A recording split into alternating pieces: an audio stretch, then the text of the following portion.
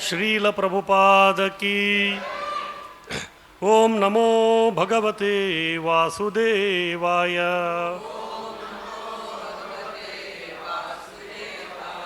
ओम नमो भगवते वासुदेवाय।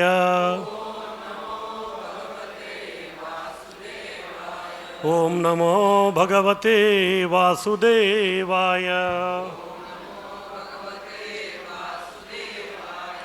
भगवद गीता अध्याय 4। अध्याय का शीर्षक है दिव्य ज्ञान। श्लोक क्रमांक 17। कर्मणो ह्यपि बोद्धव्यम बोद्धव्यम च विकर्मणः अकर्मणश्च बोद्धव्यम गहना कर्मणो गतिः। कर्मणो ह्यपि बोद्धव्यम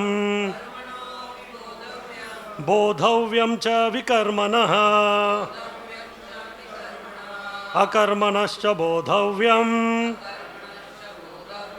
गहना कर्मणो गतिः। कर्मणो ह्यपि बोद्धव्यम बोद्धव्यम च विकर्मणः अकर्मणश्च बोद्धव्यम गहना कर्मणो गतिः। शब्दार्थ। कर्मणः कर्म का, ही निश्चय ही, अपि भी, बोद्धव्यम समझना चाहिए, बोद्धव्यम समझना चाहिए, च भी विकर्मणः अकर्म का, बोद्धव्यम समझना चाहिए, गहना अत्यंत कठिन, दुर्गम, कर्मणः कर्म की, गति ही प्रवेश गति। भावार्थ एवं तात्पर्य इस डिवाइन ग्रेस एसी भक्ति वेदांत स्वामी श्रील प्रभुपाद द्वारा। भावार्थ। कर्म की बारीकियों को समझना अत्यंत कठिन है, अतः मनुष्य को चाहिए कि वह यह ठीक से जाने कि कर्म क्या है, विकर्म क्या है और अकर्म क्या है। तात्पर्य। यदि कोई सचमुच ही भवबंधन से मुक्ति चाहता है तो उसे कर्म, अकर्म तथा विकर्म के अंतर को समझना होगा। कर्म, अकर्म तथा विकर्म के विश्लेषण की आवश्यकता है, क्योंकि यह अत्यंत गहन विषय है। कृष्ण भावनामृत को तथा गुणों के अनुसार कर्म को समझने के लिए परमेश्वर के साथ संबंध को जानना होगा। दूसरे शब्दों में, जिसने यह भलीभांति समझ लिया है वह जानता है कि जीवात्मा भगवान का नित्यदास है और फलस्वरूप उसे कृष्ण भावनामृत में कार्य करना है। संपूर्ण भगवद गीता का यही लक्ष्य है। इस भगवद गीता के विरुद्ध सारे निष्कर्ष एवं परिणाम विकर्म या निषिद्ध कर्म है। इसे समझने के लिए मनुष्य को कृष्ण भावनामृत के अधिकारियों की संगति करनी होती है और उनसे रहस्य को समझना होता है। यह साक्षात भगवान से समझने के समान है, अन्यथा बुद्धिमान से बुद्धिमान मनुष्य भी मोहग्रस्त हो जाएगा। ओम अज्ञानतिमिरन्धस्य ज्ञानाञ्जनशलाकया चक्षुरुन्मीलितं येन तस्मै श्री गुरवे नमः। नमो विष्णुपादाय कृष्णप्रेष्ठाय भूतले श्रीमते भक्तिवेदांत स्वामिन्निति नामिने। नमस्ते सरस्वती देवे गौरवाणी प्रचारिणे निर्विशेष शून्यवादी पाश्चात्य देशतारिणे। वाञ्छाकल्पतरुभ्यश्च कृपा सिन्धुभ्य एव च पतितानां पावनेभ्यो वैष्णवेभ्यो नमो नमः। श्री कृष्ण चैतन्य प्रभु नित्यानंद श्री अद्वैत गदाधर श्रीवासदि गौर भक्तवृंद। हरे कृष्णा कृष्ण कृष्णा हरे हरे, हरे राम राम राम हरे हरे। हरे कृष्णा कृष्णा कृष्णा हरे हरे, हरे राम राम राम हरे हरे।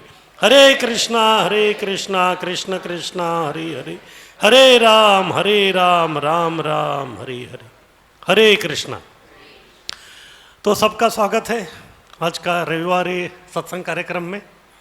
हालांकि रविवार अवकाश का दिन है, लेकिन इस अवकाश को आपने गोकुल बिहारी के चरणों में आपने समर्पित किया है, तो उसके अनुसार जो है भगवान भी आपको जो है फल देंगे। तो आज जो है बहुत ही महत्वपूर्ण जो श्लोक है उसके ऊपर हम लोग चर्चा कर रहे हैं।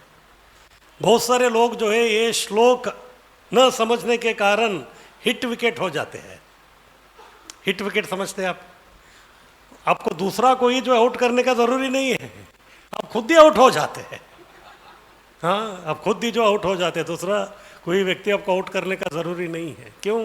क्योंकि ये जो सूक्ष्म है, इसकी जो बारीकियां हैं, ये जो है लोगों को समझ में नहीं आता। इसी कारण से अर्जुन भी उलझन में थे, क्योंकि उनको समझ में नहीं आ रहा था कि करना क्या है, क्या करना है और क्या नहीं करना है। लेकिन इधर कुरुक्षेत्र के रणांगन में जो है अर्जुन तो केवल एक निमित्त थे। अर्जुन का जो पात्र जो अदा कर रहे थे वो कौन थे? वो सब हम लोग ही थे। ये सब नाटक जो है अर्जुन के लिए नहीं, हमारे लिए चल रहा था। हाँ, हमको समझ में आना चाहिए कि करना क्या है। तो इसीलिए केवल अर्जुन को एक माध्यम या निमित्त मात्र बना के जो है हमको ये सूक्ष्माति सूक्ष्म जो ज्ञान है उसको जो है भगवान इधर देने की कृपा कर रहे हैं। अन्यथा इसको समझना जो इतना आसान नहीं है। सामान्यतः क्या होता है कि लोगों को जो भी काम है, काम का केवल दो फल के बारे में ही मालूम है।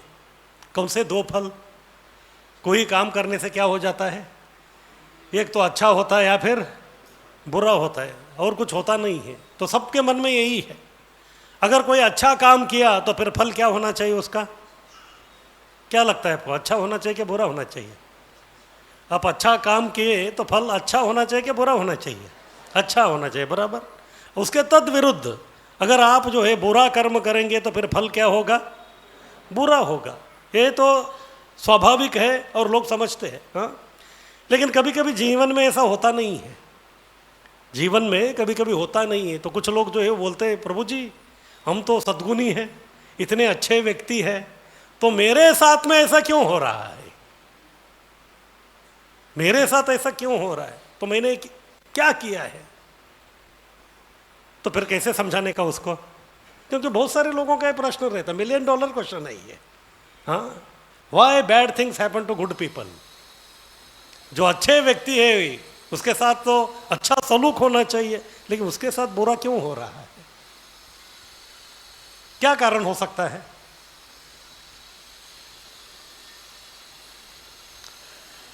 तो एक महिला थी, ये 1800 जो है वो शताब्दी की बात है, बोलो तो स्वतंत्रता के पूर्व की बात है ये।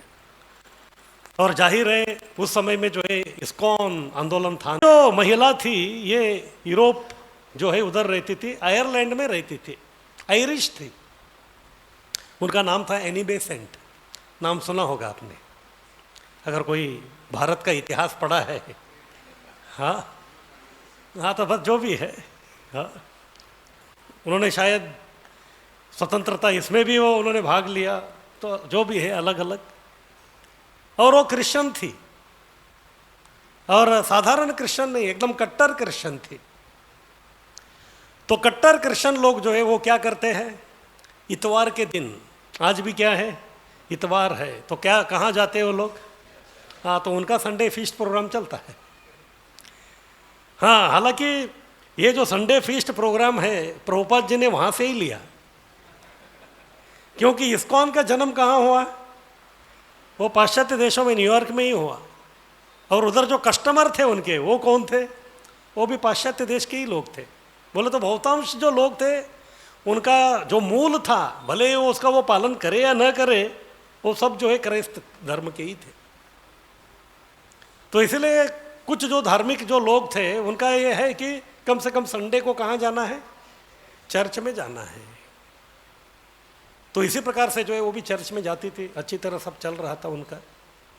कुछ दिनों के बाद जो है उनका विवाह हो गया। फिर विवाह के बाद जो है 1-2 साल हो गया, फिर बाद में जो है उनको एक बच्चा हो गया। बच्चा कम से कम मेरे हिसाब से एक 10-12 दिन का ही रहेगा वो। अचानक उसको कुछ तो बीमारी हो गई, मर गया वो।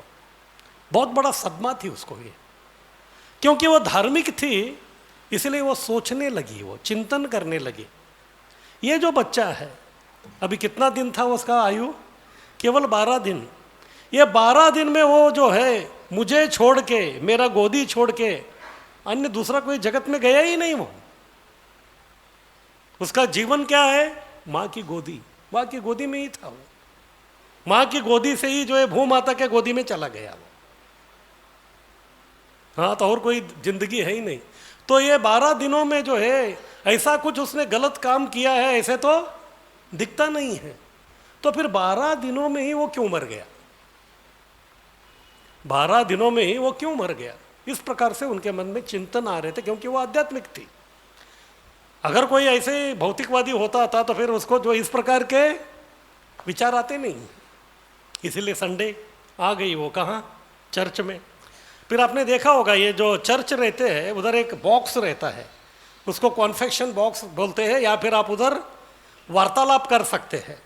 उस तरफ जो है उनके फादर या पादरी जो वो बैठे रहते हैं, फिर बीच में एक पर्दा रहता है, फिर इधर वो पर्दा इसीलिए रहता है कि वो निष्पक्षपात से आपको जवाब दे दे। नहीं तो फिर आदमी को देख के, फिर वो दुकान में होता है ना, आदमी को देख के पूड़ी बांधना। हाँ, आदमी को देख के पूड़ी नहीं बांधना चाहिए, फिर जो है फिर जस्टिस नहीं है उधर, न्याय नहीं है। इसलिए जो बीच में माया जवनी का छन्न, हाँ, जो है वो पर्दा रहता है, केवल श्रवणम सुन के।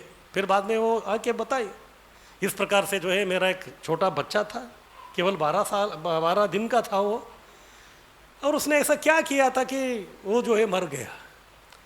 अभी इधर एक समस्या है, सनातन धर्म को छोड़ के बाकी जितने भी अन्य जो धर्म है वो लोग पुनर्जन्म के ऊपर विश्वास नहीं रखते।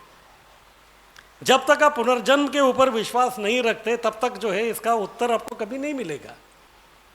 क्यों? सिंपल प्रश्न है। हम लोग देखते हैं एक ही माँ के जो है 2 जुड़वे बच्चे पैदा होते हैं, एक ही समय में एक ही तिथि में जो है उनका पैदाइश हो गया है, लेकिन फिर भी दोनों एक समान नहीं रहते। कभी कभी एक मानव और एक दानव बन जाता है, एक मानव बन जाता है और कभी एक दानव बन जाता है। कभी कभी वो कुंडली भी काम नहीं करता उनका। तो फिर ऐसा क्यों? ऐसा बोले तो फिर हमको उसका पुराना फाइल खोदना पड़ेगा उसका। बोले तो पिछले विगत जन्म में वो कौन था। लेकिन इनके पास जो है वो कॉन्सेप्ट ही नहीं है। उनको लगता है कि बस अभी हमारा मनुष्य जीवन है और ये मनुष्य जीवन अंतिम जीवन है, इसमें आप जो करना है कीजिए, इसके बाद आप कहाँ जाएंगे? उनके हिसाब से जो भगवान का धाम है उधर आप चले जाएंगे। तो इसलिए उनके पास कोई उत्तर नहीं है। लेकिन अभी वो फादर है, प्रश्न कर रहे हैं, फिर कुछ तो घुमा फिरा के कुछ तो कर रहा था। शायद अगर दूसरा कोई व्यक्ति होता तो फिर मान भी गया होता था, हाँ चलो ठीक है, गुरुजी बोल रहे हैं तो हो सकता है करके। लेकिन ये अच्छी तरह पढ़ाई किया हुआ, बहुत सारा बाइबल सब पढ़ी हुई औरत थी ये, और मन में जो है पूरा जिज्ञासा थी उनकी। तो इसलिए जो घुमा फिरा के जो बोल रहे थे समझ गए कि ये लोग मुझे घुमा फिरा रहे हैं। फिर उसी दिन से उनको वो जो तथाकथित नाम का जो धर्म का वो पालन कर रहे थे उसको बंद कर दिया उन्होंने, क्योंकि श्रद्धा खत्म हो गया। क्योंकि मेरे जीवन में जो समस्या आया है उसका जो है समर्पक उत्तर इसमें नहीं मिल रहा है, तो फिर इसका मैं क्यों पालन करूं। लेकिन ठीक है, जो धर्म का वो पालन कर रही थी उधर जो है उनको उत्तर नहीं मिला, लेकिन अभी भी उनका चिंता या उनका चिंतन अभी भी जारी था। ऐसा है कि भगवान भी जो है बहुत ही कृपालु है। जो कोई व्यक्ति इस प्रकार जो है आध्यात्मिक प्रश्नों के प्रति जो है उसका जिज्ञासा होता है तो फिर भगवान कुछ न कुछ मार्ग दिखाते हैं उसको, लेकिन वो बहुत ही प्रामाणिक जिज्ञासा होना चाहिए। बोले तो बस भगवान मुझे इसका उत्तर चाहिए ही। फिर बाद में उन्होंने सोचा कि मेरा मन जो है बहुत विचलित हो गया है, तो इसलिए भी क्या करना पड़ेगा, मन को जो है थोड़ा स्थिर करने के लिए उन्होंने सोचा कुछ अन्य जो है किताबें मुझे पढ़ना चाहिए। इसीलिए वो लाइब्रेरी में आ गई। फिर लाइब्रेरी में आके जो है वो ढूंढ रहे थे भी मैं क्या पढ़ूं। फिर बाद में अचानक उनको देखा कि उधर जो है पूरा फिलॉसॉफी, उनको लगा कि चलो शायद फिलॉसॉफी पढ़ने से मेरा मन शांत हो जाएगा। फिर उधर गए, बहुत बड़ा लाइब्रेरी था, तो उधर अलग अलग सेक्शन था। एक जो है वेस्टर्न फिलोसॉफी और एक था ईस्टर्न फिलोसॉफी, यानी कि एक पाश्चात्य और एक पौर्वात्य। फिर उन्होंने सोचा कि ये वेस्टर्न वालों को तो काफ़ी देख लिया मैं, अभी इधर क्या है देखते हैं। फिर बाद में जो ईस्टर्न यानी कि पौर्वात्य जो है उधर वो आ गए। फिर बाद में कुछ तो ढूंढ रही थी वो, अचानक कुछ तो एक किताब निकालने के लिए गई, वो जो पूरा रैक था वो हिल गया। वो हिल गया तो अचानक ऊपर से किताब नीचे गिरा। नीचे गिरा तो फिर जो हाथ में लिया तो उसको उधर रख दिया, फिर जो पड़ा था उसको उठाना था। तो जैसे उन्होंने उसको उठाया तो फिर वो खोल के गिरा हुआ था वो, तो उसको उन्होंने लिया। तो जैसे वो लिया तो तभी जो है उधर अचानक उधर जो लिखा था उसके ऊपर उनका नज़र गई। तो उसमें वो लिखा था कि आप शरीर नहीं, आप आत्मा है। ये हमारा भगवत गीता नहीं था, लेकिन कोई भी हो भगवत गीता, लेकिन आप शरीर नहीं हो, आप आत्मा हो, और आत्मा कभी मरता नहीं है। तो जैसे उन्होंने देखा शांत हो गई वो। फिर बाद में बहुत अच्छा लगा, फिर वो लेके आई, फिर बाद में पढ़ना आरंभ कर दिया उन्होंने। जैसे भगवत गीता का दूसरे अध्याय में जो है श्लोक क्रमांक 11 से लेके 30 तक कृष्ण और कुछ नहीं बताते, केवल आत्मा के बारे में बताते। फिर उन्होंने सब पढ़ लिया, उसको ये तसल्ली हो गई कि जो मेरा 12 दिन का जो बच्चा था वो मरा नहीं है, वो मरा नहीं है, वो मुझे दिख नहीं रहा है, लेकिन वो अन्यत्र किधर जो है वो जीवित है। ये जो है बहुत बड़ा जो है उसको सांत्वना मिल गया। फिर बाद में उसके प्रति रुचि प्रकट हो गई। फिर बाद में उनको लगा कि मुझे इसके बारे में और ज़्यादा जानकारी चाहिए। फिर बाद में उन्होंने देखा तो उधर प्रेस का एड्रेस वगैरह वो इंडिया का था, मैं बोल रहा हूँ 18वीं शताब्दी की थी। तो फिर ये सब देख लिया, उन्होंने बोला कि चलो अभी चलते हैं, इसीलिए वो भारत में आ गए। फिर तभी जो है इधर एक ही संस्था था जैसे प्रभु जी ने बताया, तो फिर उसी में वो चली गई, फिर कर रही थी। तो कहने का तात्पर्य ये है कि बहुत सारे लोगों को समझ में नहीं आता कि मैं तो अच्छी हूँ, मेरा बच्चा भी अच्छा था, लेकिन उसके साथ बुरा क्यों हो गया। क्योंकि पुराना जो हमारा जो फाइल रहता है तो उसकी वजह से ये सब गड़बड़ होता है। वो जो है लोगों को बिल्कुल समझ में नहीं आता। जैसे किसान लोग जो है खेती सब करते हैं, मान लीजिए किसान जो है इस साल उसने कुछ तो खेती किया, फिर उसके बाद अनाज अच्छा आ गया, फिर उसका कटौती किया। पुराने ज़माने में जो है ऐसे आजकल जो गोडाउन वगैरह है, ऐसा गोडाउन नहीं रहता था, सबका अपना अपना गोडाउन रहता था। उसको ग्रेनरी बोलते हैं। एक सिलेंडर आकार का कुछ रहता था, फिर उसमें जो भी अनाज रहता उसको वो लोग स्टोरेज करके रखते थे। अभी पता नहीं मराठी वगैरह में क्या बोलते हैं उसको, क्या म्हणतात, कोटा। हाँ ठीक है, सब कोटा कोटा के अंदर। हाँ, तो जो भी है वो सब ऊपर से डालते थे, बराबर। लेकिन जब निकालते थे तो कहाँ से निकालते थे, ऊपर से नहीं, नीचे से निकालते थे। लेकिन नीचे से जो निकालते थे वो इस साल का नहीं रहता था, और वो कौन से साल का रहता था वो भी मालूम नहीं है, बराबर। जैसे कभी कभी ऐसे होता था कि किसान का जो इस बार जो है फसल बहुत ही बुरा आया है, उसको अच्छा जो है क्वालिटी का फसल नहीं आया है, इसका मतलब इस साल जो उसको खाने के लिए कौन सा मिलना चाहिए, जो बुरा फसल है वही मिलना चाहिए। लेकिन ऐसा होता नहीं है।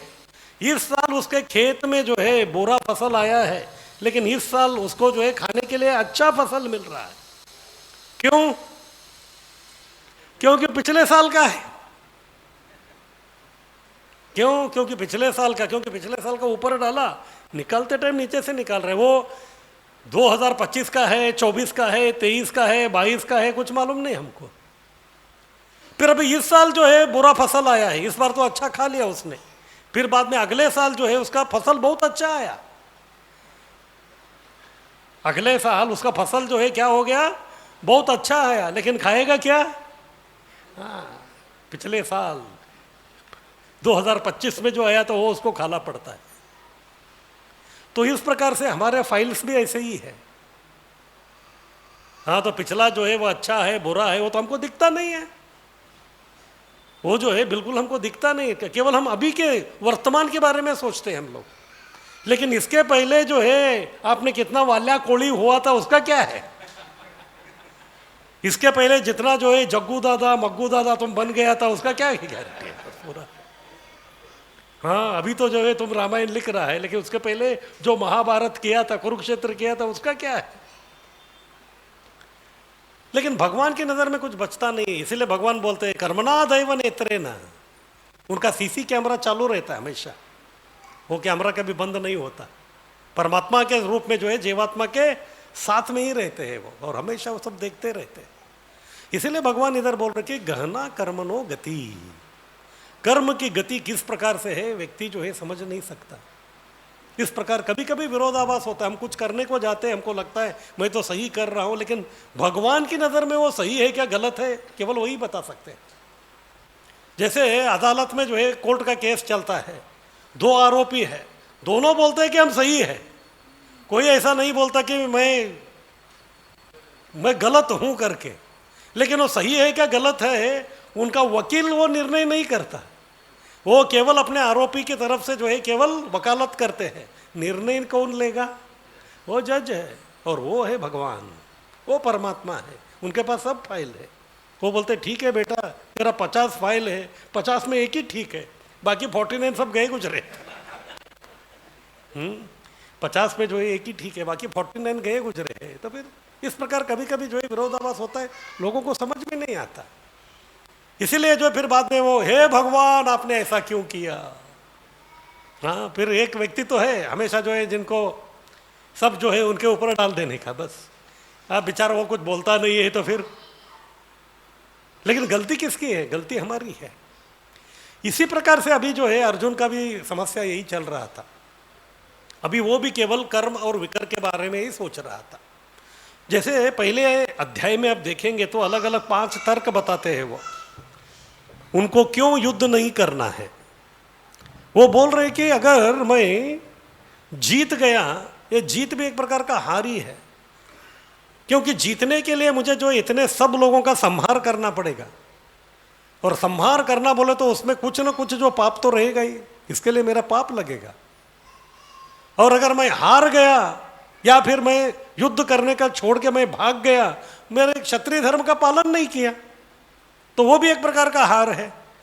इसीलिए मैं करूं तो एक प्रकार का प्रॉब्लम, नहीं करूं तो भी एक प्रकार का प्रॉब्लम।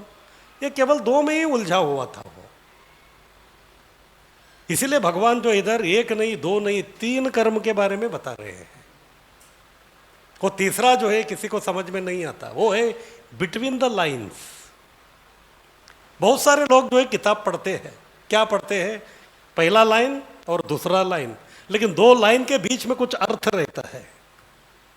2 लाइन के बीच में जो कुछ तो अर्थ रहता है, अगर वो किसी ने बराबर पकड़ लिया तो फिर पढ़ने में जो है कुछ उसका जो है कुछ सफलता है। वो समझना जो है बहुत मुश्किल है। अर्जुन को वो समझ में नहीं आ रहा था, इसीलिए जो है वो ज्यादा उलझन में जा रहे थे और उलझन को सुलझा नहीं पा रहे थे वो।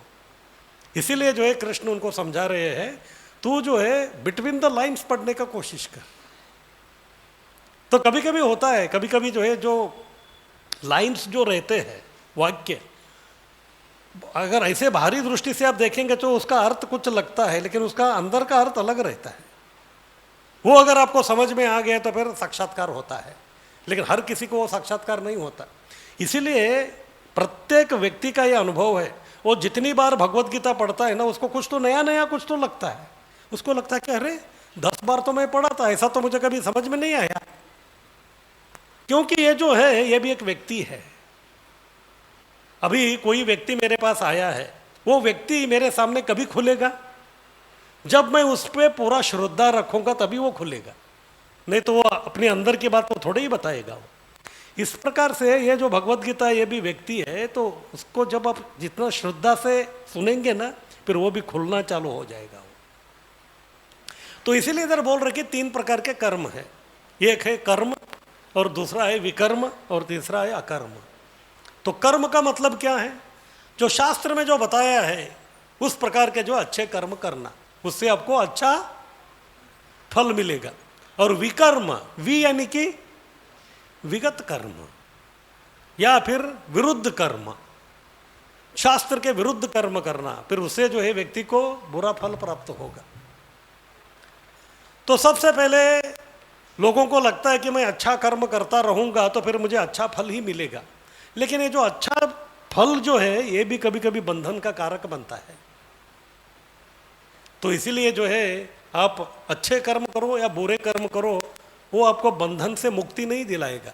इसीलिए कृष्ण जो है तीसरा ही बोल रहे वो है अकर्म। अकर्म यानी कि कर्म करना ही नहीं है, ऐसा नहीं है। इस प्रकार का कर्म करना जिससे जो है आपको कर्म का फल न लगे, वो बहुत ही विशेष प्रकार का है। ये कैसे करने का ये हमको समझ में नहीं आता। इसलिए सामान्यतः लोग क्या करते हैं, अच्छे कर्म करने के चक्कर में जो है कर्म बंधन में फंस जाते हैं। तो इसलिए कभी कभी जो शास्त्र में बताए गए जो अच्छे कर्म है वो भी जो है आपको कभी कभी जो है परेशानी में डाल देते हैं। वो लोगों को भी समझ में नहीं आता कि कर्म की गति ऐसा क्यों हो गया, गहना कर्मनो गति। कभी कभी अच्छे कर्म करके भी व्यक्ति जो है फंस जाता है। जैसे श्रीमद् भागवत में ही जो है एक प्रकरण का जो है सुखदेव गोस्वामी वर्णन करते हैं। तो एक राजा थे, बहुत ही धार्मिक राजा थे। धर्म के अनुसार अलग अलग प्रकार का सभी प्रकार के अनुष्ठान करते थे। वो यज्ञ करते थे, तप करते थे, पूजा करते थे, शास्त्र पढ़ते थे, सब कुछ।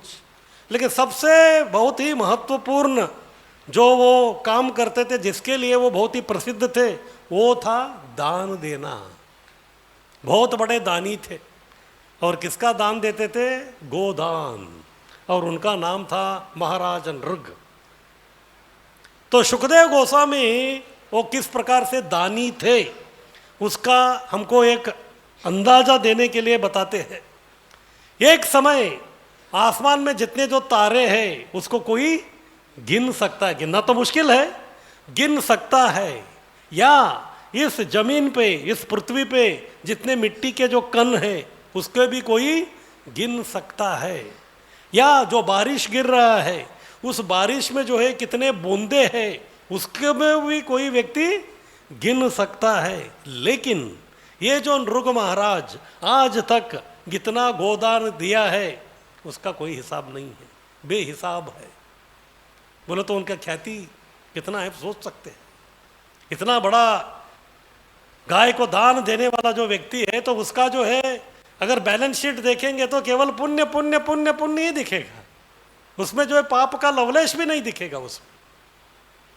बोलो तो इतना, बोलो तो ऐसा लगता है कि बस इसका जो है सदगति का जो वीसा और पासपोर्ट स्टैंप हो ही गया है।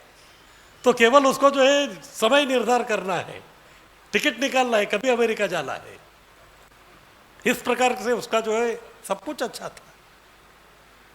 हाँ, तो कोई समस्या नहीं थी, सब अच्छा चल रहा था।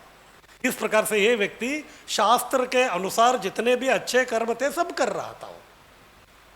लेकिन उसका दुर्भाग्य एक दिन जो है, और ऐसा नहीं कि एक गाय बोले तो कोई जो दूध नहीं देने वाला, कभी कभी लोग जो है इस्कॉन में भी आते हैं, वो बोलते हैं कि आप जो है गाय को पालन करने वाले हैं। क्यों? कृष्ण जो है वो गोपाल है। हाँ, इसीलिए जो है गाय की रखवाली करनी आपकी काम है। तो इसलिए मेरे पास भी 4 गाय है, तो मैं चाहता हूँ कि वो आपको दाल में दे दो। फिर जब दाल दे के जाता उसके बाद मालूम पड़ता है क्या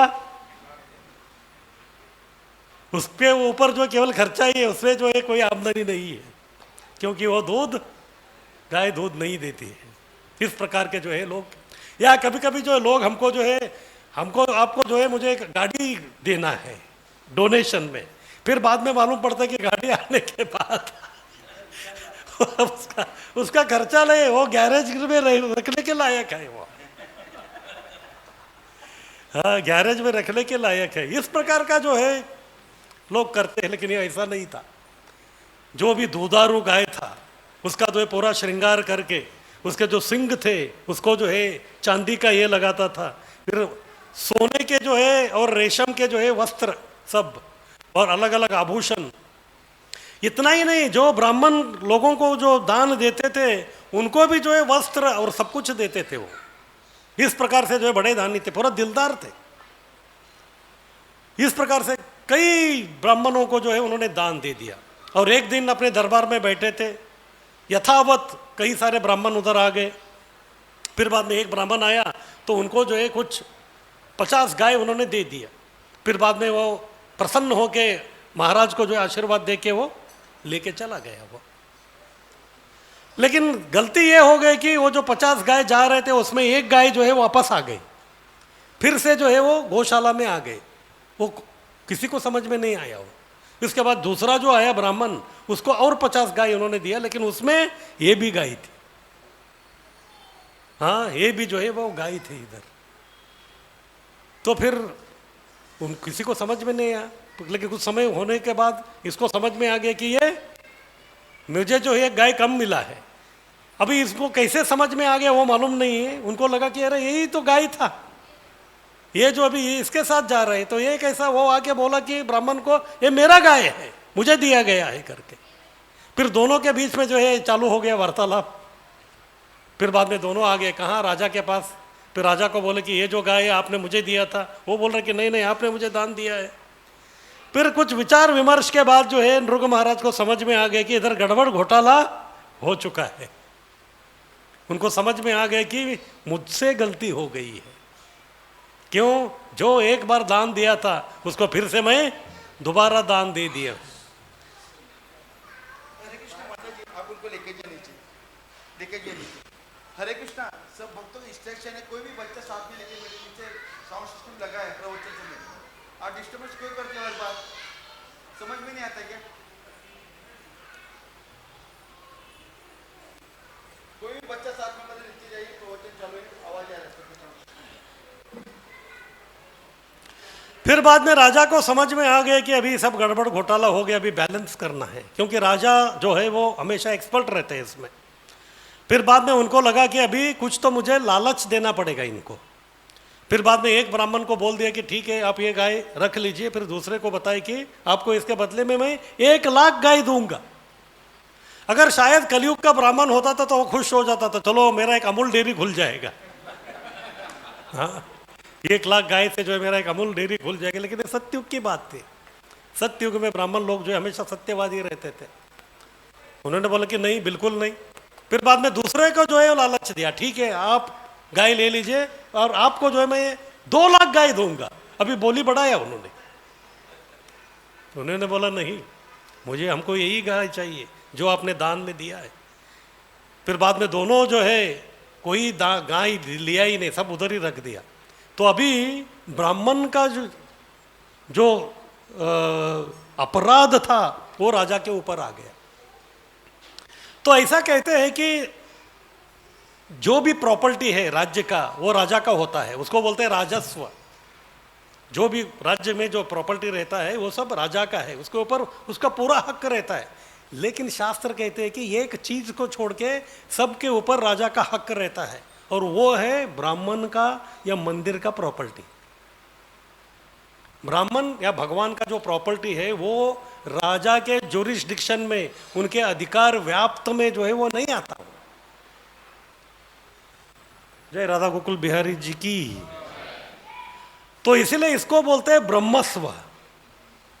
ये राजस्व नहीं है, ब्रह्मस्व, यानी कि ब्राह्मण का वो उनका वो हक है, उसके ऊपर सरकार भी कुछ नहीं कर सकता, वो सरकार जमा नहीं हो सकता। अभी कलयुग की बात अलग है, वो लोग जो है हमेशा यही चाहते रहते हैं, नेशनलाइजेशन के नाम पे जो है सब कब्जा करते रहते हैं ये लोग। नेशनलाइजेशन वो करते हैं मंदिरों को, किसका? तिरुपति, महालक्ष्मी, वो सब करते हैं। क्यों? उधर मलई है। उनको बोलिए इधर ही पालघर में जो है हमारा उधर कोने में जो है हनुमान जी का मंदिर है, उसको आप नेशनलाइजेशन कीजिए। वो बोलेगा कि नहीं नहीं, वो हम लोग नहीं करेंगे। क्यों? उधर लेने के देने पड़ेंगे उसको। हाँ, लेने के देने पड़ेंगे इस प्रकार। तो ब्रह्मस्व, तो ब्राह्मण का अगर आपने कुछ हड़प लिया तो वो व्यक्ति जो है बहुत बड़ा महार नरक में चला जाएगा। इस प्रकार से जो है नृग महाराज का जो है बहुत बड़ा वो अपराध हो गया। इसके बाद जो है द्वापर युग आया था। फिर द्वापर में जो है भगवान किस रूप में अवतार लिए? कृष्ण के रूप में अवतार लिए। फिर बाद में पहले वृंदावन में थे, उसके बाद मथुरा गए, फिर उसके बाद द्वारका चले गए। फिर द्वारका में जब थे तो तभी उनका गृहस्थ आश्रम जीवन आरंभ हो गया। तो कितनी पत्नियां थी उनकी? 16,108 पत्नियां थी, और हर एक का 10-10 बच्चे। बोलो तो कितना बड़ा था वो हरे कृष्ण आंदोलन। हाँ, बहुत बड़ा गुरुकुल। बाहर गुरुकुल खोलने का जरूरत ही नहीं है, सब अंदर ही। हाँ, इतना सब और कुछ उनके जो बच्चे थे, जैसे सांबा था और कुछ लोग जो है वो एक दिन खेल रहे थे, वो लोग गेंद खेल रहे थे। तो खेलने के लिए उन्होंने सोचा कि थोड़ा जंगल में जाते, जंगल में गए थे। फिर जंगल में पिकनिक मना रहे थे, सब कुछ उनका चल रहा था। फिर अचानक जो है उनको प्यास लग गई, तो इसलिए वो पानी के खोज में थे। बाद में किसी को लगा कि इधर कुछ तो कुआं है, फिर सब आ गए कुएं के पास, लेकिन निराश हो गए क्योंकि कुआं पूरा सूखा था। लेकिन अचानक जो है कोने में एक विचित्र प्रकार का एक प्राणी उनको दिखाई दिया। फिर बाद में उन्होंने देखा वो जो है छिपकली थी, लेकिन छिपकली भी जो है बहुत ही विचित्र प्रकार की थी। वो उसके प्रति जो उनका बहुत आकर्षण हो गया, उनका आकार में भी बहुत बड़ा था वो, इतना बड़ा जो है छिपकली कभी उन्होंने देखा नहीं था। फिर बाद में उनको लगा कि चलो इसको हम लोग कुएं से बाहर निकालते, क्योंकि शायद इधर है फंसा हुआ है करके। उन्होंने बहुत कोशिश किया, लेकिन उनके जितने भी जो कोशिश थे वो सब नाकामयाब रहे। फिर बाद में अचानक जो है वो निकल गए वहाँ से, फिर घर में आए। जैसे होता है ना, बच्चे लोग जो है बाहर जाते, कुछ तो बहुत ही हैरत अंगेज कुछ तो देखते हैं, तो आके किसको रिपोर्ट करते हैं? पिताजी को, पापा को। फिर ये भी आ गए पापा के पास। तो कौन है इनके पापा? वो है कृष्ण। तो कृष्ण को आके बोलने लगे, ऐसा ऐसा हम लोग पिकनिक गए थे, फिर प्यास लगा था, कुएं पे गए, कुएं में पानी नहीं था, लेकिन उसके बदले में क्या देखा हमने? बहुत बड़ा विशाल एक छिपकली देखा। इस प्रकार का छिपकली को हमने कभी नहीं देखा। हाँ, जैसे आजकल बच्चों को भी दिखाते हैं क्या, जुरासिक पार्क। हाँ, तो ये पुराना जुरासिक पार्क है ये। हाँ, बाद में कृष्ण ने बोला कि ठीक है चलो दिखाओ कहाँ है। फिर उनको लेके आ गए। बाद में कृष्ण ने देखा, कृष्ण हाथ जो है आगे किया ऐसा। फिर बाद में वो जो छिपकली भी जो है जैसे भगवान को स्पर्श किया तो फिर वो अदृश्य हो गया, अंतर्धान हो गया वो। फिर बाद में सब हैरान रह गए, क्या हो गया? अचानक उधर जो है बहुत बड़ा प्रकाश प्रकट हो गया और उसमें जो एक दिव्य पुरुष दिख रहे थे। तो बच्चे जो है बहुत हैरान रह गए, क्या हो गया करके। अभी कृष्ण को मालूम है ये कौन है, क्या है करके सब, लेकिन अभी बच्चे जो है बहुत हैरानी में थे। इसलिए जो है कृष्ण ने बोला कि चलो आप अपनी कहानी अपनी जुबानी बता दो, आप ही बता दो आपका क्या है करके। फिर बाद में वो बोलने लगे, मैं जो हूँ पहले जो है नृग राजा था, जो मैंने कहानी बताया। तो ऐसे हुआ था कि ब्राह्मणों ने उनको जो है नाराज होकर चले गए थे और ब्राह्मणों का अपराध उन पे लग गया था। फिर बाद में जब उनका अंत हुआ तो उनको जो है लेके गए, कहाँ? यमलोक में लेके गए उनको। क्यों? केवल एक गलती किया था उन्होंने, केवल एक गलती की वजह से जो है यमलोक लेके गए थे। फिर बाद में जो है यमराज जी ने चित्रगुप्त को बोलते कि खोलिए इनका लेखा जोखा। फिर खोला तो फिर बताइए क्या है। हाँ, इस तरफ जो है पूरा भरा हुआ है पुण्य का, लेकिन इधर एक ही लाइन है। हाँ, जो पाप के इसमें जो एक ही लाइन है। बोले तो क्या हो गया? बता दिया ऐसा ऐसा है। फिर बाद में नृग महाराज को वो पूछते हैं कि अभी आप बताइए, सबसे पहले जो है आपका जो अच्छाई है वो फल भुगतना चाहते हैं या फिर बुरा जो है उसका फल भुगतना चाहते हैं? बाद में उन्होंने सोचा एक ही तो है मेरा, बुराई का, सबसे पहले उसी को खत्म कर लेते, फिर बाद में जो है मजा ही मजा है। पहले सजा लेते फिर बाद में मजा लेते। हाँ, बाद में बोला ठीक है। फिर बाद में इसकी वजह से आपको क्या बनना पड़ेगा? छिपकली बनना पड़ेगा। इसीलिए जो मैं छिपकली बन गया। लेकिन मैं अभी छिपकली बना, लेकिन कहाँ बना? द्वारका में बना मैं। और द्वारका क्या है? आपका निज धाम है। इधर की मिट्टी के स्पर्श के कारण जो है मुझे सब समझ में आ गया, मैंने क्या गलती किया है। फिर तब से जो है मैं आपका स्मरण में हूँ। वो स्मरण में था, इसीलिए जो है कृष्ण को उधर आना पड़ा। यानी कि पहले वो केवल जो है अच्छा कर्म करता था, लेकिन वो अच्छे कर्म में अभी कृष्ण को जोड़ दिया तो फिर वो क्या हो गया? वो जो है भक्ति बन गई। उसके कारण जो है वो जो कर्म बंधन से और उसको फंसना था तो बीच में जो इंटरवल हो गया उसका, इंटरवल में ही पिक्चर खत्म हो गया उसका। हाँ, इंटरवल में ही जो पिक्चर खत्म हो गया, इंटरवल में ही क्लाइमैक्स आ गया उसका। हाँ, तो अच्छा है ना। तो इस प्रकार से जो है भगवान को उन्होंने भूरी भूरी प्रशंसा किया। फिर बाद में वो अपने इसमें चला गया।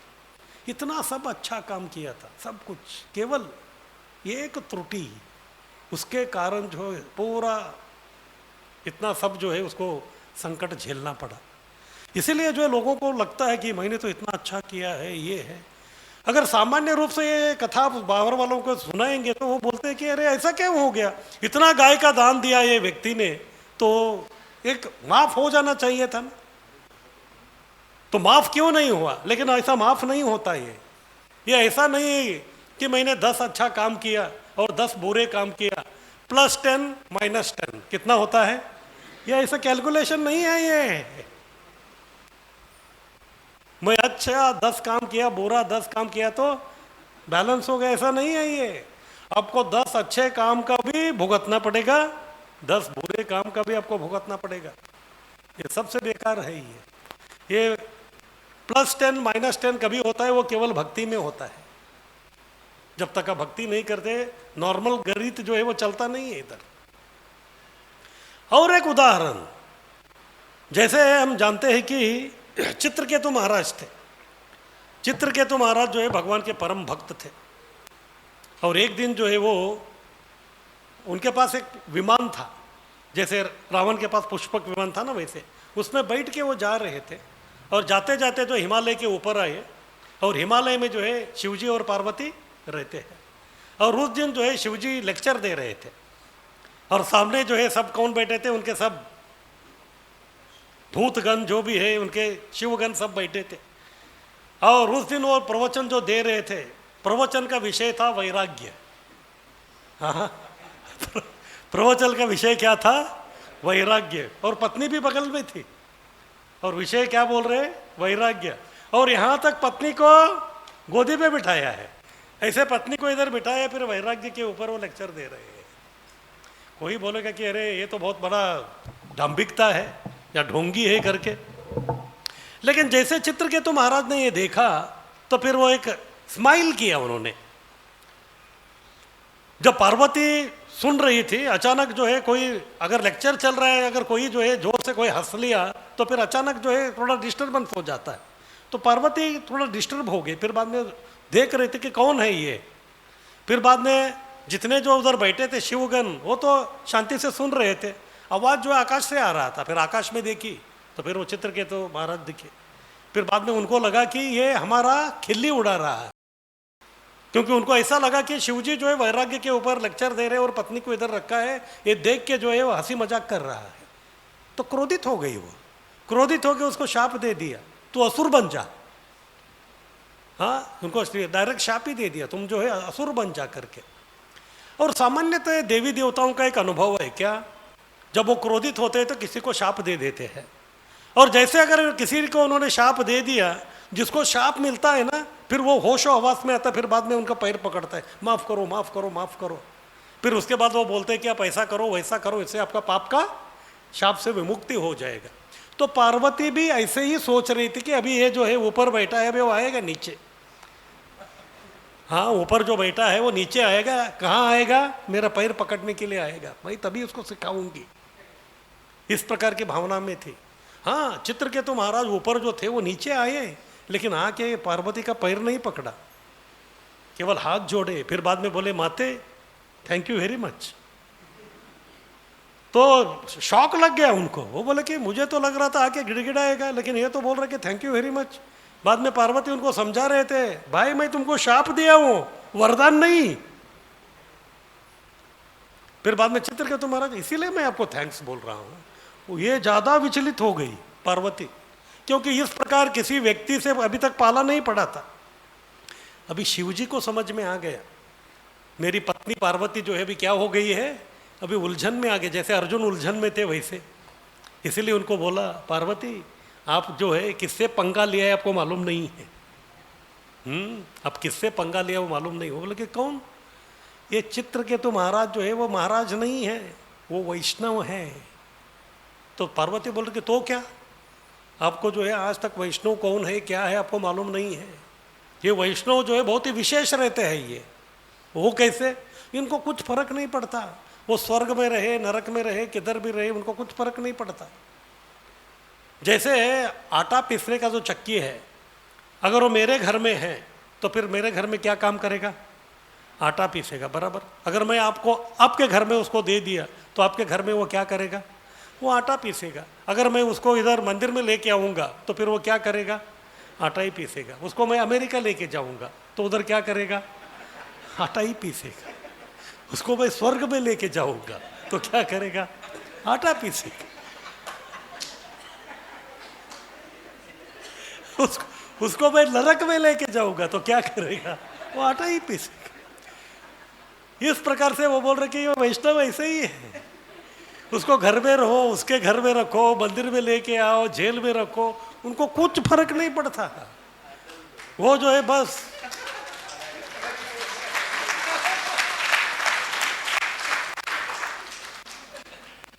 तब पार्वती को समझ में आ गया ये तो बहुत गड़बड़ हो गया। पहली बार उनको समझ में आ गया। हाँ, स्वर्ग नरकेशु अपि तुल्यार्थ दर्शनम। वो बोलते वैष्णव को कुछ फर्क नहीं पड़ता, नरक में रखो, स्वर्ग में रखो, कुछ फर्क नहीं पड़ता। जैसे जब हमारा हरे कृष्ण आंदोलन अब रशिया में चल रहा था, तभी रशिया जो बहुत बड़ा था और वो कम्युनिस्ट राष्ट्र था। कम्युनिस्ट बोले तो नास्तिक। इस प्रकार अगर कोई धर्म का ये कर रहे तो उनको सहन नहीं होता था। एक दिन हमारे भक्त लोग किधर तो किताब वितरण कर रहे थे, शाम का समय था, अभी जाने ही वाले थे, तब तक पुलिस वाले आके छापा मार के उनको अंदर डाल दिया।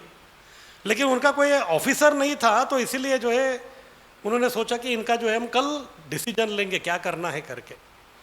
अभी भक्त लोग जो है अंदर है, फिर अभी बैठे हैं, अभी उधर बैठ के करेंगे क्या, तो चालू हो गया उनका क्या, हरे कृष्णा कृष्णा कृष्ण हरे हरे, हरे राम राम राम हरे हरे। और वो पुलिस स्टेशन में जो है 2 ही पुलिस थे, क्योंकि रात का समय था, तो बाकी सब लोग वो चले गए थे। अभी इनको भी समझ में नहीं है क्या करने का करके। लेकिन वो पुलिस स्टेशन के अंदर जो डाला था उसमें भक्तों के अलावा दूसरे भी लोग थे। पहले तो इनका चालू हो गया हरे कृष्णा, बाकी लोग पहले वो देख रहे थे क्या चल रहा है करके। बहुत दिन से अंदर थे, उनको भी कोई एंटरटेनमेंट नहीं मिला था। हाँ, उनको लगा कुछ तो नया आ गया ना, कुछ वैरायटी आता है तो फिर लोग जो है सोचते हैं चलो भाई कुछ तो ये है करके। फिर बाद में जो है इनका ये सब हो गया, फिर बाद में थक गए थे, फिर सब सो गए। और भक्तों का जो है एक आदमी का जो एक बॉडी क्लॉक रहता है। बॉडी क्लॉक बोले तो अगर वो जो है उसका हर दिन जो है सुबह 4 बजे उठने का उसको आदत हो गया है कुछ सालों से, तो उसको अलार्म लगाने की ज़रूरी नहीं है, वो जागृत अवस्था में आ जाता है। तो ऐसे बाकी सब सोए थे तो इनका 4 बज गया ना, फिर 4 बज गए तो सब उठ गए। फिर बाद में उनको समझ में है कि अरे भाई हम तो मंदिर में नहीं है, लेकिन मंदिर में नहीं है लेकिन टाइम तो हो गया है, 4:30 बज गया। तो 4:30 बजे सुबह क्या होता है, मंगल आरती। उधर ही ड्रामा चालू हो गया। एक जो है ऐसा करके शंख फूंक रहा है, दूसरा ही खड़ा हो गया वो आरती कर रहा है, फिर दूसरा जो है चालू कर दिया क्या, संसार दावा लली ढलो का। इधर ये सोए हुए थे, उन्होंने बोला कि क्या चल रहा है। फिर कुछ तो वैरायटी था, ड्रामा चल रहा है, तो वो भी सोए ले, सब देख रहे थे क्या चल रहा है।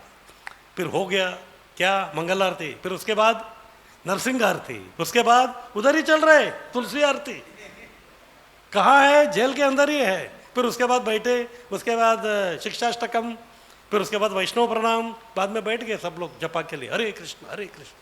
अब तक ये लोग देख रहे थे बाकी लोग, बाद में जो है इनको भी लगा चलो हम भी कुछ करते हैं, वो भी आके बैठ गए चैंटिंग करने के लिए सब लोग। यहाँ तक तो ठीक था। अभी वो जो 2 लोग सोए हुए थे ना, अभी उनका भी नींद हराम हो गई। पुलिस वाले वो भी आके देख रहे क्या चल रहा है, सुबह सुबह देखना है ना कुछ गड़बड़ तो नहीं हो करके। जब जपा चल रहा था तब तक बाकी जो कैदी थे अंदर वो भी आके शामिल हो गए। फिर उसके बाद जो जब गुरु पूजा चालू हो गया, डांस करने लगे, पुलिस वाले भी डांस करने लगे दरबार। तो तब तक जो है 8 साढ़े 8 बज गया था। उनका ऑफिसर आया, ऑफिसर बाहर से ही देख रहा कि जोर जोर से आवाज आ रही है क्या चल रहा है करके। फिर अंदर आके देखा तो डांस कर रहे, उनको समझ में भी नहीं आया कि उनका ऑफिसर आया है करके। फिर बाद में ऑफिसर आके बोला कि क्या हो गया करके। बाद में उनको होश में आ गया, उन्होंने बल्कि टोपी वोपी ठीक करके वो आ गए, सैल्यूट मार दिया। बाद में बोला कि क्या है। फिर बाद में उन्होंने अपना चार्जशीट दिखाया, ऐसा ऐसा जो इनको सब ये कर दिया करके। बाद में उन्होंने सोचा कि हाँ ठीक है, लेकिन उसके बाद क्या हो गया वो बताओ। इधर लेके आने के बाद उन्होंने बता दिया, जब से ये लोग इधर आए हैं पूरा तहलका मचा दिया है इधर। फिर बाद में उन्होंने वो दोनों को देखा, ऐसा लग रहा है कि तुम लोग भी, तुम्हारे ऊपर भी अफेक्ट हो गया है तुम लोग। और अभी मैं घबरा रहा हूँ, क्योंकि अभी मेरा जो है इनके साथ अभी वास्ता पड़ने वाला है, और मैं बिल्कुल ये नहीं चाहता कि इनका प्रभाव मेरे ऊपर आए, इसलिए अच्छा क्या हो इनको छोड़ दो, हाँ इनको निकाल दो इधर से। फिर उनको निकाल दिया, बस हो गया। तो इस प्रकार से भक्तों को किधर भी रखो उनको कुछ फर्क नहीं पड़ता। तो ये पार्वती को समझ में नहीं आया, तो उनको वो समझा रहे थे ऐसा ऐसा ये है करके। उसके कारण जो है वो वृत्रासुर राक्षस बन गए, राक्षस बन गए, लेकिन इधर अलग था। बाहरी रूप से वो असुर थे, लेकिन अंदर से जो है वही भक्त थे। बोले तो उनका हार्डवेयर बदल गया, सॉफ्टवेयर वही था। कभी कभी हम लोग नया मोबाइल लेते हैं लेकिन पुराना सिम यूज करते हैं, बराबर इसी प्रकार से इनका जो है नया मोबाइल था वो वृत्रासुर, लेकिन सिम कार्ड पुराना था चित्रकेतु महाराज का, वो अच्छा है। इसलिए असुरता सब जगह हाहाकार हो गया। इंद्र को बहुत तकलीफ हुआ, सब लोग आके उसको बोलने लगे कि इनको आपको संहार करना पड़ेगा, नहीं तो हमारा जो है हम लोग रहने वाले नहीं है। लेकिन कोई तो बोला कि वो इतना शक्तिशाली है, सामान्य रूप से आप उसको जो है उसको हरा नहीं सकते, उसके लिए विशेष प्रकार का आयुध चाहिए आपको। तो उन्होंने पूछा वो उसके लिए क्या करना पड़ेगा, उसके लिए आपको दधीची के पास जाना पड़ेगा। फिर दधीची के पास जाके उनको बोलिए कि उसका रीढ़ की हड्डी चाहिए, पीछे वाला बैकबोन रहता है ना वो, फिर उसको जो है आपको किसको देना है, विश्वकर्मा को। उससे जो है वो एक आयुध बना के देगा, वज्रायुध, केवल उसी से वो मर सकता है। अभी देखिए इंद्र है, अभी पूरा जगत में जो है असुरों का हाहाकार चल रहा है, उसको कंट्रोल करने के लिए एक अच्छा काम करने का उसने सोचा, अच्छा काम करने के लिए उसका चल रहा था, लेकिन उसके लिए सबसे पहले दधीची को मरना पड़ा। उसको लग रहा है कि मैं अच्छा काम कर रहा हूं, लेकिन इसमें क्या क्या गड़बड़ हो रहा है वो उसको दिखाई नहीं दे रहा है। सबसे पहले दधीची को मरना पड़ा, फिर दधीची से वो सब मिल गया। उसके बाद वृत्रासुर के साथ उसका जो है फाइटिंग चालू हो गया। वृत्रासुर केवल इसीलिए राह देख रहा था कि ये आके मुझे मार दे, क्योंकि मुझे इधर रहना नहीं है, क्योंकि भक्त है। वो बोला कि ये मनहूस भौतिक जगत में क्यों रहने का, मुझे इधर से निकलना है। फिर दोनों के बीच में जब लड़ाई हो रही थी, बीच बीच में जो है इंद्र के हाथ से वज्रयुध नीचे गिरता था। अगर दूसरा कोई होता था तो यही सुनहरी मौका है करके उसको खत्म करता था, लेकिन वृत्रासुर ऐसा नहीं किया। वो इंद्र को ललकारता था, अरे क्या खेल रहे हो, अच्छी तरह से खेलो, उठाओ उसको, हाँ किसने तुमको देवेंद्र बनाया, राजा है क्या तुम, ऐसा उसके अंदर जो है जोश पैदा करते थे। फिर अंत में जो है इंद्र ने जो है वृत्रासुर को मार दिया। लेकिन वृत्रासुर भी जो है वो असुर था, लेकिन उनके पिताजी जो है वो ब्राह्मण थे, वो त्वष्ट था। बोले तो ये किसका हत्या हो गया, ब्राह्मण का पुत्र का हत्या। एक तो दधीची को मारा, फिर बाद में ब्राह्मण का पुत्र का ये सब हो गया, तो भयंकर पाप लग गया उसको। हालांकि ये जो युद्ध था, ये युद्ध में जो है इंद्र जीता, लेकिन असली जीत इंद्र की नहीं हुई, क्योंकि इंद्र जीत के भी यही मनहूस जगत में ही रहा, और वृत्रासुर हार के मर के भगवत धाम चला गया। तो फिर कौन सा अच्छा है।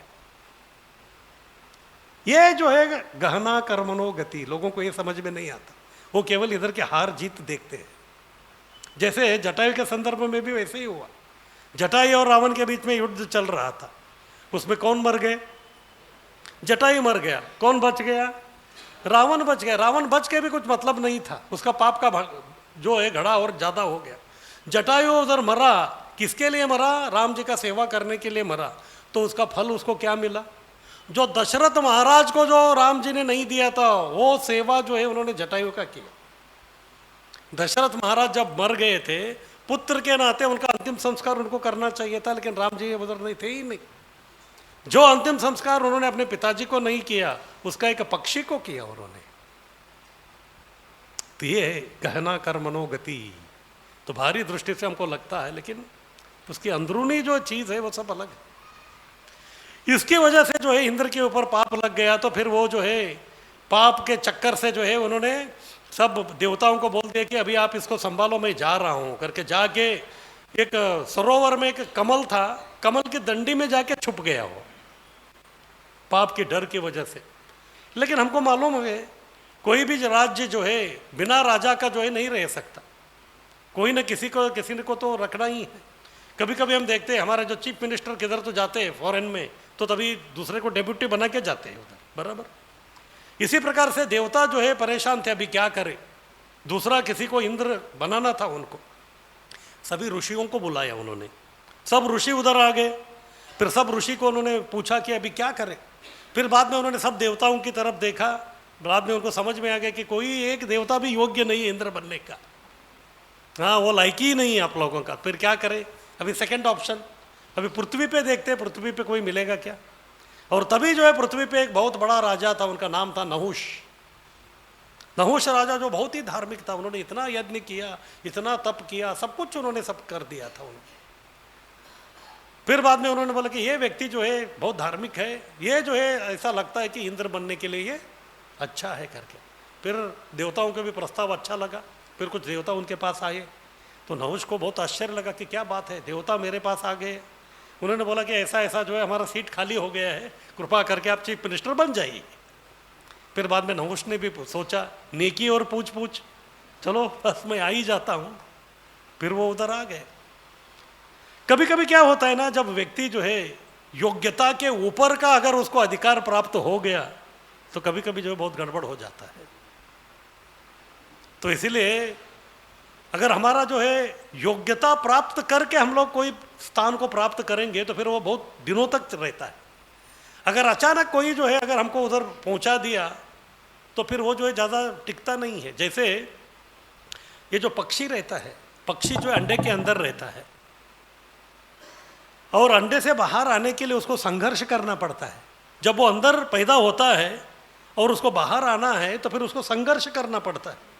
जब वो संघर्ष करता है तो उसके जो पंख और उसके जितने भी जो अवयव है उसका एक्सरसाइज होता रहता है। उस एक्सरसाइज के कारण उसके जो पंख है अंदर ही अंदर मजबूत हो जाते हैं और मजबूत होने के बाद जब उसके पास पर्याप्त शक्ति आ जाता है तभी उसको फोड़ के वो बाहर आ जाता है। अगर कोई सोच रहे कि अरे ये जो पक्षी है इतना क्यों संघर्ष कर रहा है करके उसको पहले अपने फोड़ के बाहर निकाल दिया, वो जिंदगी में उड़ नहीं सकता। वो जो है जिंदगी में नहीं उड़ सकता। आपको लग रहा है कि आप उपकार कर रहे हैं, आप उपकार नहीं कर रहे, सब गड़बड़ कर रहे हैं उसके ऊपर। जो पक्षी जो है वो ऊपर उड़ना चाहिए था, वो जो है आपका मुर्गी बन के ऐसे ही घूमता रहेगा, वो उड़ नहीं पाएगा। इसी प्रकार बिना योग्यता का जो अगर कोई ऐसे ही आपको बीच में दे दिया, चलो मैं तुमको प्रमोशन देता हूं, उससे जो आपका टेंशन ज़्यादा होगा उधर। इस दुनिया में जो है फ्री में कुछ मिलता नहीं है। अगर प्रमोशन मिला है तो उसके साथ में टेंशन भी मिलेगा आपको। बिना टेंशन का प्रमोशन कभी होता नहीं है। तो ऐसे ही हो गया, उधर आ गया क्योंकि ये था कहाँ का, पृथ्वी का था। पृथ्वी और स्वर्ग में जो है जमीन आसमान का फर्क है। इधर हम लोग जो भोग करते हैं और वो लोग जो भोग करते हैं वो कैसे भोग करते हैं उसका हम लोग कल्पना भी नहीं कर सकते। मान लीजिए जैसे गुलाब जामुन है, इधर बराबर हमने 1 खा लिया, 2 खा लिया, 3 खा लिया, कितना खाएंगे? 8, 10, 100 खाने के बाद क्या हो जाता है हमारा इंद्रिय, वो बोलता है कि बस बहुत हो गया। लेकिन उधर ऐसा होता नहीं है क्योंकि आपके पास विशेष प्रकार के इंद्रिय है। वो भोग भूमि है, भोग के लिए ही है। आपको जो है 1 लाख गुलाब जामुन देंगे तो भी आप उसको खा सकते हैं। और 1 लाख वाला जो गुलाब जामुन आप खा रहे हैं और जब पहला गुलाब जामुन जो खा रहे हैं जैसे आपको जो स्वाद लग रहा था वैसे ही लगता है और जितना आप खा रहे हैं सब हजम हो जाता है। इससे आपको अंदाजा हो सकता है कि उधर भोग करने की जो कैपेसिटी है वो कितना है। फिर ऐसा व्यक्ति उधर आ गया तो फिर अगर मान लीजिए कोई भिखारी है उसको प्रधानमंत्री बना दिया तो फिर कैसे होगा? ये ऐसी स्थिति है ये। हाँ, भिखारी को जो है पूरा देश का प्रधानमंत्री बना दिया तो फिर क्या करेगा? इस प्रकार का इसका हो गया। क्या करने का उसको समझ में नहीं आता। फिर बाद में जो है उसको अच्छा लगने लगा, सब लोग उसको सलाम कर रहे हैं, सब कुछ ये हो रहा है और सब कुछ। फिर बाद में ये जो महल है अभी आपका है। उन्होंने बोला कि क्यों? क्योंकि ये इंद्र का महल है और अभी इंद्र कौन है? आप है। फिर बाद में ये इंद्र का वाहन है, अभी इंद्र कौन है? आप है, तो इसलिए ये आपका है। इस प्रकार से सब एक एक करके पुराने जो इंद्र के जैसा भी था सब जो है उनका ही हो गया। जितने भी उनका जो वाहन, उनका घर, सब कुछ। जैसे इधर भी होता है ना, जैसे सरकारी ऑफिसर नया आ जाता है तो पुराने ऑफिसर का जो भी फैसिलिटी है वो सब आ जाता है। यहाँ तक उस गांव के जो गुंडे हैं वो भी जो है पैसा लेके आते हैं। क्यों? उसको भी पहले हफ्ता देते थे हम लोग।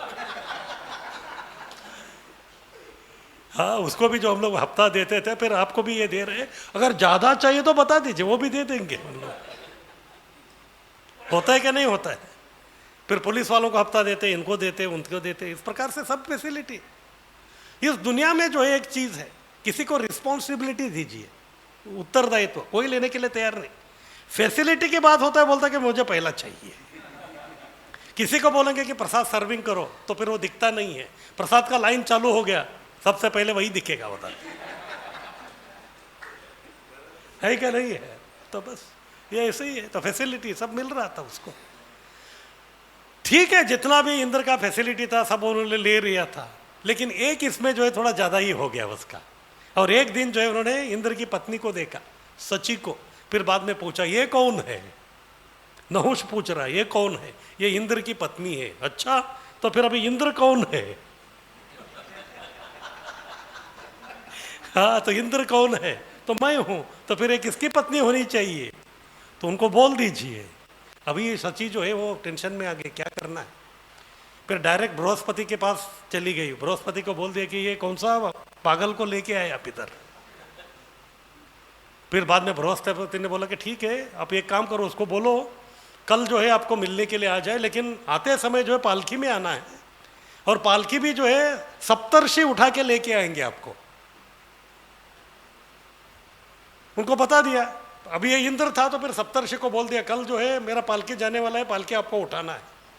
अभी एक दृष्टि से ऋषि जो है वो इंद्र की प्रजा है, उन्होंने सोचा कि चलो ठीक है कर लेते, कुछ ये नहीं है। फिर बाद में उस दिन वो बैठा पालकी में, सप्तर्षि पूरा उठा लिया। इसके मन में जो है जब से सची को देखा तो काम वासना भर गया था उस पर। उसको ऐसा लग रहा था कि मैं कभी उनको मिलूंगा, कभी उनको मिलूंगा। बोलो तो एक प्रकार की उसको बोलते हैं काम का वेग। काम का वेग जो है बहुत प्रखर हो गया था उसका। फिर जब पालकी लेके जा रहे थे तो मन ऑलरेडी उसके पास पहुंच गया था, केवल तन पहुंचना बाकी था। लेकिन वो देख रहे थे कि पालकी हिल रहा था, स्लो चल रहा था, समझ में नहीं आया कैसे क्यों हो गया करके। बाद में उन्होंने देखा तो सप्तर्षि में जो अगस्त्य जो है उनका हाइट कम था। जब पालकी उठाने वाले 4 लोग रहते हैं, वो उनका हाइट बराबर होना चाहिए। हाइट बराबर नहीं है तो फिर अंदर जो बैठा है उसका जो है हरिबोल हो जाता है।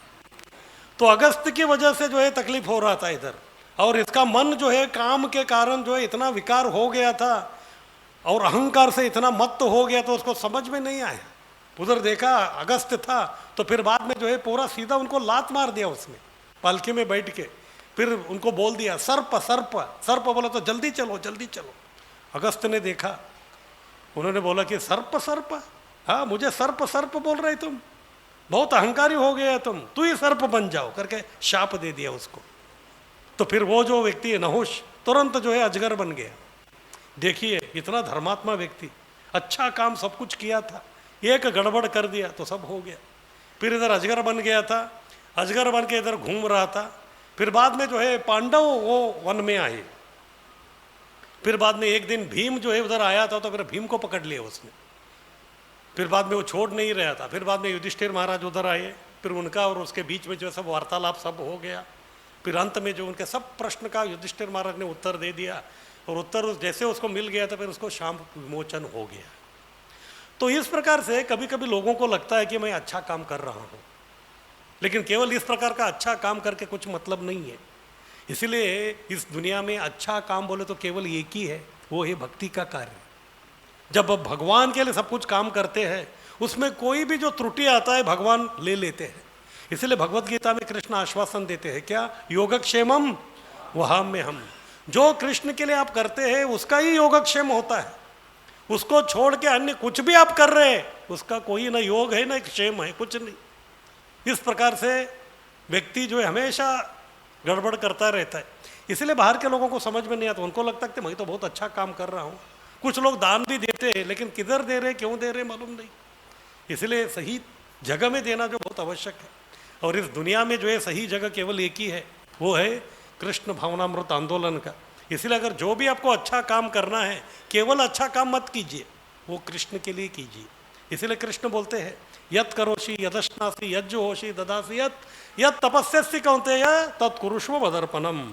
अब जो भी कर रहे, जो भी खा रहे, जो भी तप कर रहे, सब कुछ कृष्ण के लिए करना है, तब जाके जो हम लोग ये कर्म का गहना गति जो हम समझ में आता है, फिर हम लोग कभी गड़बड़ नहीं कर सकते। हरे कृष्णा।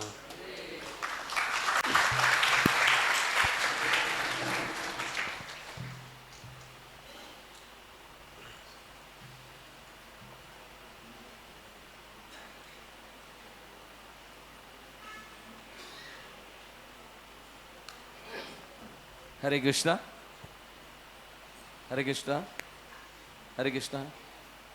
इस्कॉन की तरफ से सभी आए हुए भक्तों का हार्दिक स्वागत है।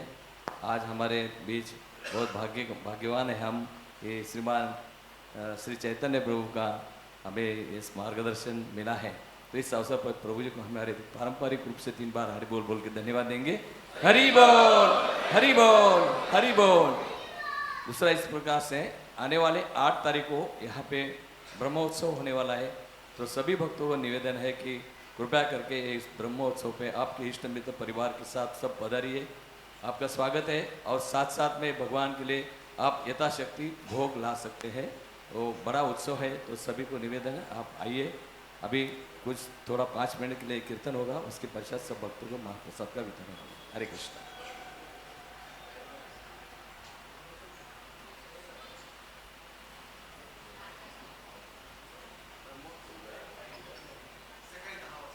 सुबह 10 बजे रहेगा ब्रह्मोत्सव का समय, तो सब आइए। अभी कीर्तन होगा।